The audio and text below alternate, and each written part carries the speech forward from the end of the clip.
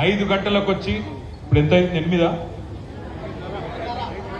8:30 దాకా ఇంత ఓపికగా ఉన్నారంటేనే నాకైతే ఒక విషయం అర్థమైంది. మొత్తం తెలంగాణలో బీఆర్ఎస్ గెలవబోయే మొట్టమొదటి సీటు సికింద్రాబాద్ అనే సీట్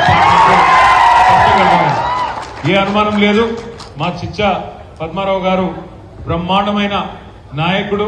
ఈ రోజు కాదు, 2001లో ఆనాడు హైదరాబాద్ లో ఈ గులాబీ కండువా వేసుకోవడానికి కొంతమంది సంకోచిస్తున్నప్పుడు, సిగ్గుపడుతున్నప్పుడు మొట్టమొదటిసారి ముందుకొచ్చి 2001లోనే ఆనాడు కార్పొరేటర్ గా ఎన్నికలు పోటీ చేసి గులాబీ జెండా ఎగిరేసిన నాయకుడు గౌరవనీయులు పద్మారావు గారు.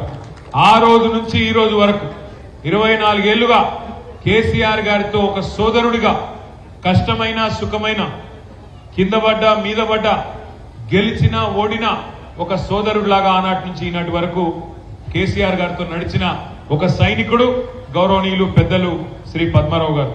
ఇవాళ వారు రావడంతో పార్లమెంట్ అభ్యర్థిగా కిషన్ రెడ్డి గారి ఆలోచనలు పడ్డారట. నేను ఇక్కడ నుంచి పోటీ చేయాలన్నా పక్క నియోజకవర్గానికి పోవాలా అనే ఆలోచన కిషన్ రెడ్డి కూడా చేస్తా ఉన్నాడు. అంటే తప్పకుండా మన గెలుపు ఖరారైనట్టే అనే మాట కూడా మళ్ళొక్కసారి నేను మీకు విజ్ఞప్తి చేస్తా ఉన్నా. ఇక్కడికి వచ్చిన 329 బూత్ కమిటీల నాయకులు అందరికీ కూడా నేను చేసే విజ్ఞప్తి ఒకటే. జనరల్ గా ఎన్నిక అనగానే, ముఖ్యంగా మన గోపి గారి ఎన్నిక అనగానే చాలా కసితో కమిట్మెంట్ తో మీరందరూ కూడా మా బూత్ లో మెజారిటీ సాధించాలి, మా బూత్ లో అందరినీ కలవాలి అనే ఉద్దేశంతో బ్రహ్మాండంగా పనిచేసినారు. ఈసారి పార్లమెంట్ ఎన్నికల్లో మీ నుంచి నేను కోరుకునేది ఒకటే, ఆశించేది మేమందరం కూడా కోరుకునేది ఒకటే. ఇవాళ దేశంలో ఉన్న పరిస్థితులు మీరు చూస్తా ఉన్నారు, రాష్ట్రంలో ఉన్న పరిస్థితులు మీరు చూస్తున్నారు.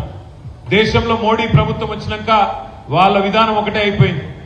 అయితే మీరు మోడీ జేబులో ఉండాలి, లేదంటే జైల్లో ఉండాలి తప్ప బయట మాత్రం ఉండొద్దన్నట్టుగా ఆపోజిషన్ లీడర్ల మీద, అపోజిషన్ పార్టీల మీద ఇలా ఏ రకమైన దాడి మోడీ గారు చేస్తున్నారో మీరు చూస్తా ఉన్నారు. ఇంకా చాలా చాలా మాటలు చెప్తున్నారు వాళ్ళు.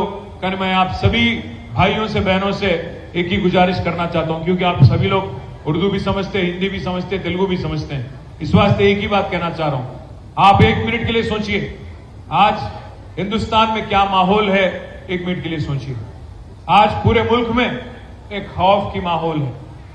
जहां एक वक्त ऐसा था जब एक भाई दूसरे भाई के साथ आराम के साथ, चैन के साथ, चाहे कोई भी मजहब का हो, मजहब का नाम नहीं लेते हुए एक दूसरे के साथ आराम से एक दूसरे का त्योहार मनाने वाला एक माहौल था.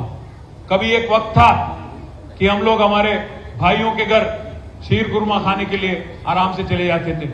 पर आज हिंदुस्तान में एक दूसरे को मजहब के नाम पे पहचानना, एक दूसरे का होलिया, एक दूसरे के रीत रिवाज का इज्जत करने पे भी आज एक उंगली उठा के दिखाने की एक माहौल जो बना दिया मोदी साहब ने और उनकी हुकूमत ने. इसको अगर रोकना है, इसको अगर फिर से एक बार, जैसे अभी हमारे भाई कह रहे थे अमन पसंद हूं मैं, इसको अगर फिर से एक बार एक चैलेंज करना है, मुकाबला करना है, तो सिर्फ और सिर्फ केसीआर जैसे लीडर से वो मुमकिन है, किसी और से मुमकिन नहीं है. मैं बात फिर से कहता हूं. एक और बात आपसे कहना चाहता हूं, మీ అందరితో ఒక ప్రార్థన. ఇవాళ దేశంలో బీజేపీని కొట్టాలి అంటే, బీజేపీని ఓడించాలి అంటే కాంగ్రెస్ పార్టీలో ఆ శక్తి లేదు. మన రాష్ట్రమే దానికి ఉదాహరణ. మొన్న జరిగిన శాసనసభ ఎన్నికల్లో ఆ రోజు బీజేపీకి సంబంధించిన 30 మార్ ఖాన్లు, 32 మార్ ఖాన్లు, బండి సంజయ్, ఈటెల రాజేందర్, అరవింద్ ధర్మపురి, అదే విధంగా ఇంకా సోయం బాపురావు, ఇంకా ఇతర నాయకులు ఎవరైతున్నారో వీళ్ళందరినీ మొన్న ఓడించింది ఎవరు ఒక్కసారి ఆలోచన చేయండి. कुछ कांग्रेस वाले आके बोलते हैं कि आप बीजेपी के बी टीम हो करके बदनाम करने की कोशिश करते रहते हैं. भाइयों, मैं आपसे एक चीज पूछना चाहता हूं, हाल ही में जो इलेक्शन हुआ असेंबली में, किसने हराया बंटी संजय को? किसने हराया? बीआरएस पार्टी ने ना, यही गुलाबी झंडा ने हराया.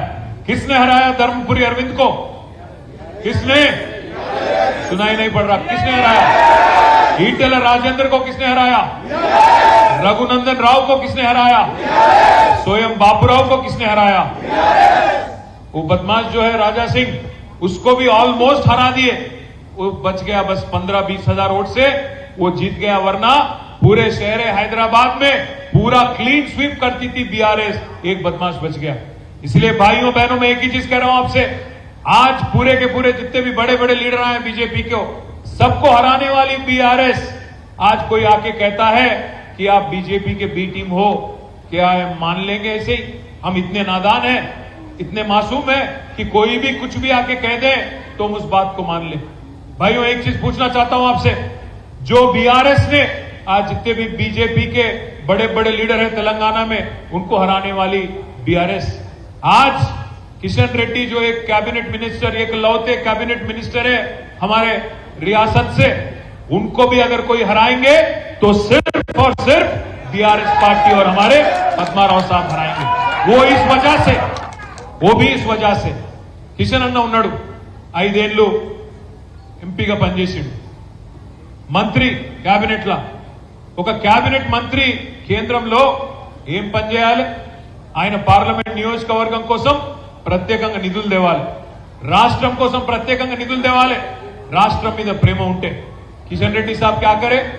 कोरोना आया हैदराबाद में और पूरे हिंदुस्तान में और पूरे दुनिया में, अंतटा లీడర్లు అంటోళ్ళు కొన్ని మంచి పనులు చేశారు। మా పద్మారావు గారు కరోనా వస్తే సీతాఫల్ మండిలో ఒక పెద్ద ఫంక్షన్ హాల్ కిరాయికి తీసుకొని రోజు అన్నదానం కార్యక్రమం పెట్టి దగ్గర దగ్గర సొంత పైసలు 2-2.5 కోట్ల రూపాయలు ఖర్చు పెట్టి కరోనా వచ్చిన వాళ్ళందరినీ కాపాడిన వాడు పద్మారావు గారు। మరి అదే cabinet minister Secunderabad MP Kishan Reddy क्या करे कोरोना में? क्या करे भाई? कुरकुरे पैकेट बांटे सबको, कुरकुरे पैकेट बांटे। उसके बाद एक और बहुत अहम काम करे उन्होंने, केसीआर साहब जो है, केसीआर गाరు పోయి కాళేశ్వరం అనే ప్రాజెక్టు, ప్రపంచంలోనే అతిపెద్ద లిఫ్ట్ ఇరిగేషన్ ప్రాజెక్ట్, హైదరాబాద్ కూడా మంచినీళ్ళు ఇచ్చే ప్రాజెక్ట్, దాన్ని కేసీఆర్ గారు ప్రారంభించారు। కిషన్ రెడ్డి గారు అనుకున్నారంట, మరి కేసీఆర్ గారు లిఫ్ట్ ఇరిగేషన్ ప్రారంభించారు కదా, నేను కూడా ఏదైనా పెద్దగా చేయాలని फोन చేసిందంట వాళ్ళ పిఏ की, अरे हम लोग क्या करना भाई, केसीआर ऐसा करे, बहुत बड़ा लिफ्ट इरिगेशन चालू करे। तो उनका पीए बोले कहते अपन भी लिफ्ट चालू करेंगे साहब।